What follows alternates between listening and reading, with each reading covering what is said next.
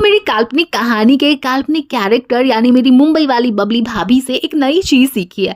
और वो नई चीज़ ये है ना कि एक माँ के लिए उसका हर एक बच्चा बहुत ज़्यादा प्यारा होता है। मतलब यहाँ पे बात फरी बेबीज़ की चल रही है। और साथ में जो बबली भाभी है ये भी बताती है कि चाहे वो बच्चा कितना भी ज़्यादा बदसूरत क्यों ना हो, माँ को सारे बच्चे प्यारे लगते हैं। तो मेरे कुत्ते दिमाग में सवाल आया, बहुत ही ज़ोरदार आया, कि ये बहुत ही ज़्यादा हिपोक्रेट स्टेटमेंट नहीं लगता? क्योंकि अगर एक माँ को उसका हर फरी बेबी बहुत ही ज़्यादा प्यारा लगता है, न्यारा लगता है, हज़ारों में अकेला अलबेला टाइप का लगता है, तो फिर उसको बदसूरत नहीं लगना चाहिए, है ना? क्योंकि खूबसूरती कहते हैं कि देखने वालों की आँखों में होती है ना? और एक ये भी बात कही जाती है खूबसूरती को लेकर कि खूबसूरती क्या है यार, बस कुछ पैरामीटर्स जिसके हिसाब से इंसान सामने वाले को जज करता है। तो हो सकता है आपके पैरामीटर्स के हिसाब से सामने वाला इंसान, फरी बेबी या कोई भी XYZ हसीन नहीं हो, लेकिन किसी और की नज़रों में वो हसीन हो। लेकिन अगर आपकी नज़रों में भी वो हसीन है जैसा कि आपने क्लेम किया भाभी जी, तो फिर आपने उसके लिए बदसूरत शब्द का प्रयोग क्यों किया? ये जो महिला है अर्थात मेरी भाभी, वो अक्सर ही इस प्रकार से अपने इसी पर्टिकुलर फरी बेबी को बदसूरत कहती है। हाय कैसा दिखता है, हाय लेकिन मेरे लिए बड़ा प्यारा, ये ऐसे जो ये आवाज़ें निकाल के बोलती है ना, मुझे इतनी इरिटेशन होती है। टिपिकल बिल्कुल वो वाली जो महिलाएं नहीं होती हैं टीवी सीरियल वाली, जो मेंटालिटी लेके बैठी होती हैं जगह जगह, जो हर किसी को जज कर रही होती हैं कि अरे अरे तुम्हारी टॉप की लंबाई इतनी कम है लेकिन अच्छा लग रहा है, अरे तुम्हारा कॉम्प्लेक्शन थोड़ा सा डार्क है लेकिन कोई नहीं, मुस्कुराती हो तो अच्छी लगती है, अरे क्या तुम्हारी डार्क सर्कल्स है, कोई नहीं, आजकल तो मेकअप से सब छिप जाता है। तो ये इसी प्रकार की बात हुई जो कि बहुत ही ज़्यादा जहरीली होती है और उसको हनी कोटेड बस इसलिए कर दिया जाता है ताकि सामने वाले को लगे कि आए हाय तारीफ की जा रही थी, वो तो उनके बोलने का तरीका ही कुछ ऐसा है। तो यही हाल कुछ है मेरी काल्पनिक भाभी बबली भाभी, क्योंकि मैंने इनसे तारीफ करना सीख लिया है तो मैं भी ज़रा इनकी तारीफ कर दूँ। बबली भाभी आप ना बहुत अच्छी लगती हैं, दोनों बच्चों की ना दीदी लगती हैं, बस ऐसा लगता है कि वो दीदी दादी के साथ छोड़ो जाने देते यार। सब कुछ तो अच्छा है बबली भाभी के अंदर, सुंदर है, नेक है, अपने फिगर के ऊपर इतनी ज़्यादा मेहनत भी कर रही है, मशक्कत भी कर रही है, क्रॉप टॉप में तो कमाल की कातिलाना हसीन लगती है, बस मुंह खोलती है ना तो सुनने का मन नहीं करता इनको, और सच बताऊं तो देखने का भी मन नहीं करता। हाँ, तो ऐसा है कि इनके ब्लॉग में, रीसेंट वाले ब्लॉग में, जो सारे फरी बेबीज़ हैं वो खेल रहे होते हैं काउच के ऊपर, जहाँ पे इनके बच्चे भी होते हैं और इनकी हाउस हेल्प भी होती है। और ऐसा हमें बताया जाता है कि इनका जो फरी बेबी है जिसकी ये तारीफ़ कर रही थी, क्योंकि माँ है ना, तो इनके लिए तो यार बदसूरत बच्चा भी हसीन है लेकिन सबसे बड़ा सवाल ये है कि अगर ऐसा है तो फिर वो बच्चा फरी बेबी आपको बदसूरत लगा ही क्यों? और आपने ऐसे शब्द का जो बहुत ही ओछा है उसका प्रयोग आखिर किया तो किया क्यों? यार मैं एक बात आप लोगों को बताती हूँ कि जो लोग बहुत ज़्यादा अपने आप को दिखाने की कोशिश कर रहे होते हैं ना, इसी प्रकार की हरकतों से वो एक्सपोज होते हैं, और हम लोग क्योंकि ऐसी हरकतों को पॉइंट आउट कर देते हैं तो इसीलिए हेटर कहलाते हैं गाइस। हाँ जी, तो ये ऐसा दिखाने की कोशिश कर रही थी अपने पूरे ब्लॉग में, जो कि एक काल्पनिक ब्लॉग है इस काल्पनिक कहानी का, कि ये लोग जो है ना, मतलब इनके जो फरी बेबीज़ हैं बहुत ज़्यादा प्रोटेक्टिव हो गए हैं इनके बेबीज़ के लिए, और लेकिन जो बेबी है वो इनके हिसाब से, इनकी डेफिनेशन के हिसाब से जो बदसूरत फरी बेबी है उसकी पिटाई कर रही थी। भाई शर्म आनी चाहिए आपको ये बोलते हुए, इवन ये सोचते हुए भी। उसके बाद ये हमें दिखाने का प्रयास करती हैं, बातों ही बातों में ये जताने का प्रयास करती हैं कि ये है इनकी कुछ तो बॉन्डिंग जम नहीं रही है हस्बैंड अर्थात मेरे काल्पनिक सीआर भाई के साथ। तो इन्होंने ऐसे कहा कि यार बेबी हमारे बीच में ना ऐसे ही डिस्टेंस आती जाएगी। तो पता है क्या, ये बहुत ही अजीब सा लॉजिक मुझे लगा यहाँ पे।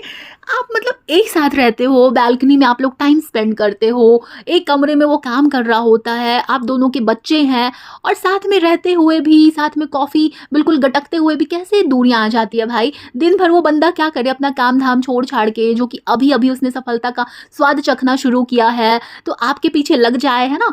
और आप नहीं बताता कि आप बहुत ज़्यादा खुश हैं क्योंकि जो मेरे सियार भाई हैं उनको मिल गई है एक बहुत बड़ी मूवी, लिखने का काम मिला है भाई। हीरो शीरो बनना हर किसी का ड्रीम नहीं होता, भैया जी का है, लेकिन फिर भी राइटिंग का काम मिला है। और ये इतनी खुश है, इतनी ज़ोर से खुश हो गई है कि इन्होंने अब ताना मारना शुरू कर दिया है कि हमारे बीच में डिस्टेंस आ रही है, बेबी कम्युनिकेशन गैप कहते हैं इसको। बेबी अच्छा, इसको कम्युनिकेशन गैप नहीं कहते हैं भाभी जी, इसको शायद जलन कहते हैं, क्योंकि 1.5 रोटी कमाने वाली महिला जिसका वचन ही है शासन, अपनी फैमिली की ना शिवगामी देवी है, उनका वचन ही उनके लिए था शासन, यानी बाहुबली मूवी का रेफरेंस है भाई, जिनको समझ नहीं आ रहा उनके लिए मैं बता दूं।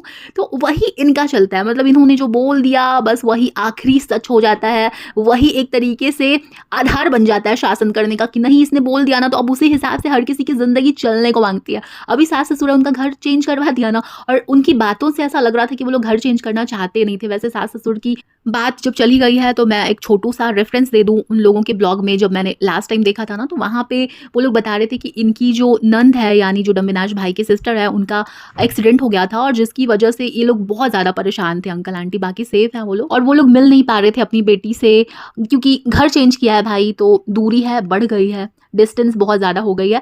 यार ट्रैफ़िक वग़ैरह मिक्स हो जाता है ना जब, तो डिस्टेंस अगर कम भी होती है तो इतनी ज़्यादा हो जाती है कि बंदा सोच के भी काँप जाता है। कई बार ना छोटी-छोटी डिस्टेंस तय करने में जो एनसीआर वाला एरिया है वहाँ पे पूरा दिन निकल जाता है भाई, और यही हाल मुंबई का भी होता है। तो ऐसा नहीं है कि मुंबई में कोई बहुत ही स्मूथ ट्रैफ़िक होता है। इन लोगों को भी पता है कि क्या हाल होता है। वैसे जो मेरी भाभी हैं वो दिल्ली की ही है मेरी इस काल्पनिक कहानी। हाँ, तो मैं बात कर रही थी भैया-भाभी के बीच में जो दरार आने लग गई है, जिसको कहते हैं कम्युनिकेशन गैप। भाई साहब, ये लोग अपनी बालकनी में बैठे होते हैं, हमेशा गप्पे लड़ा रहे होते हैं, साथ में टाइम स्पेंड कर रहे होते हैं, सब कर रहे होते हैं। उसके बाद ये डिस्टेंस आया नहीं है, मैं सच बता रही हूँ। इसको अंदर-अंदर ना कहीं तो जलन हो रही है बहुत ज़ोरदार तरीके से मेरी भाभी को, और इस चक्कर में वो ताने-वाने मार रही है। हर बार का है भाई, या तो जो भैया जी हैं उनको कोई अचीवमेंट वाला अवार्ड मिलता है या कुछ भी मिलता है, तो मुँह से तो ये बोलती हैं कि मैं कितनी खुश हूँ, अगर मेरे मम्मी-पापा होते तो वो देखते कि जो लड़का जिसको उन्होंने रिजेक्ट किया था वो आज कितना कुछ अचीव कर लिया। बेबी, मुझे भरोसा था तुम पे। मतलब हर चीज़ का क्रेडिट इनको जाता है, और बाकी तारीफ भी करेंगी के ऊपर अच्छे तरीके से कवर चढ़ाती है बेइज्जती का, इंसल्ट का, कि यार तुम ना अचीव तो कर लिया लाइफ में बहुत कुछ, लेकिन याद रखना तुमको मेरी मम्मी पापा ने रिजेक्ट किया था। हाँ, नहीं तो ये इनका काम रहता है हर बार का। मतलब उस जख्मों को कुरेदती हैं। ये तो हेटर वाली दृष्टि हो गई। मतलब कि बहुत प्यार करती है यार, बहुत खुश होती हैं अपने हस्बैंड की कामयाबी से। और पता है इतना बड़ा जो इन्होंने एलिगेशन लगा दिया ना, वो क्या कन्वर्सेशन चल रही थी, ये लोग बप्पा देखने जाने का प्लान कर रहे थे। मतलब अभी आने वाले हैं ना बप्पा, गणेश चतुर्थी आने वाली है, तो ये हमेशा लेके आती हैं अपने घर में मेरी काल्पनिक भाभी बप्पा को, और वो ब्लॉग्स काफ़ी मज़ेदार होते हैं इनके। तो ऐसे में जब भाभी जी चर्चा कर रही होती हैं, तो यही निकल के आता है कि कुछ तो कम्युनिकेशन गैप हो गया था, जो कि एक्चुअली फुस्की बॉम्ब है, और उसके पीछे का जो रियल रीज़न है वो मैंने तुम लोगों को बता दिया है। और पता है क्या, ये बहुत ही ज़्यादा डोमिनेटिंग लेडी है। इनको हर चीज़ अपने लाइफ में अपने हिसाब से चाहिए होती है, तो चलो ठीक है, हर किसी को राइट है अपने हिसाब से अपनी लाइफ चलाने का, लेकिन इनके साथ दिक्कत ये, इनको दूसरे की लाइफ में भी सब कुछ इनके हिसाब से चाहिए होती है।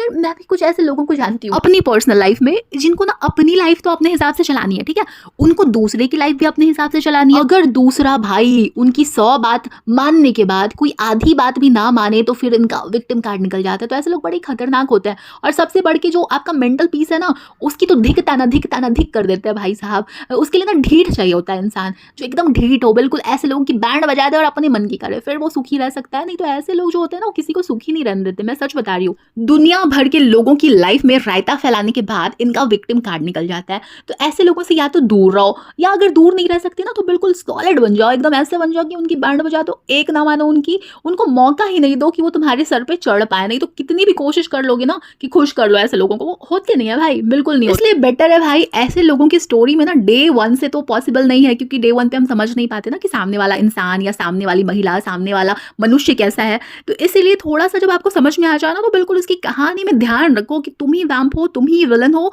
और अपनी मर्जी से जियो, क्योंकि अगर उसकी मर्जी से भी जी लोगे ना, फिर भी तुम रहने वाले वैम्प या विलन ही हो। इसलिए अपनी मर्जी से जियो भाई, खुश रहो, बिंदास रहो, हंसते रहो, मुस्कुराते रहो। ये था आज का अनिल बाबा का ज्ञान। यार अपनी दोस्ती आ रही है ना, तो थोड़ी ऐसी बातें भी हमें कर लेनी चाहिए, क्योंकि मुझे पसंद है लोगों को मोटिवेट करना, मुझे पसंद है लोगों को भड़का देना, और अपनी लाइफ अपने हिसाब से जीने के लिए प्रेरित करना। हाँ, नहीं अब अगर इसको जालिम जमाना कहता है भड़काना, तो कहता रहे भाई, कुछ तो लोग कहेंगे, लोगों का काम है कहना। तुम मेरी एक बात गांठ बांध लो बहना, कभी खामोश नहीं रहना, और ना इसकी सहना ना उसकी सहना। अभी भाभी जी के हाल देख लो, मतलब भैया जी ने उनके लिए खुद को बदल दिया, सब कुछ बिल्कुल त्याग दिया। वैसे मास्टरमाइंड वही है, ये भी हमको पता है, लेकिन जो भाभी जी हैं वो खुशी नहीं होती है। जब देखो बिदक जाती है, जब देखो इनको कुछ ना कुछ हो ही जाता है, जब देखो ताने मारती रहती है। तो इससे बेटर है ना कि इनकी मानी ही ना जाए, लेकिन वहाँ पे जो रिश्ता है वो हस्बैंड वाइफ का कम, और आका और छोड़ो जाने देते हैं, प्यार का है गाइस, प्यार का। हाँ जी, तो आज की बकैती बस यहीं तक थी। अब जाती हूँ मैं, और तुमसे नहीं, मैं नहीं जाती भाई, लाइक करने को नहीं कहा है तो नहीं किया होगा ना, कर दो यार प्लीज, मुझे नीड है आपके हेल्प की।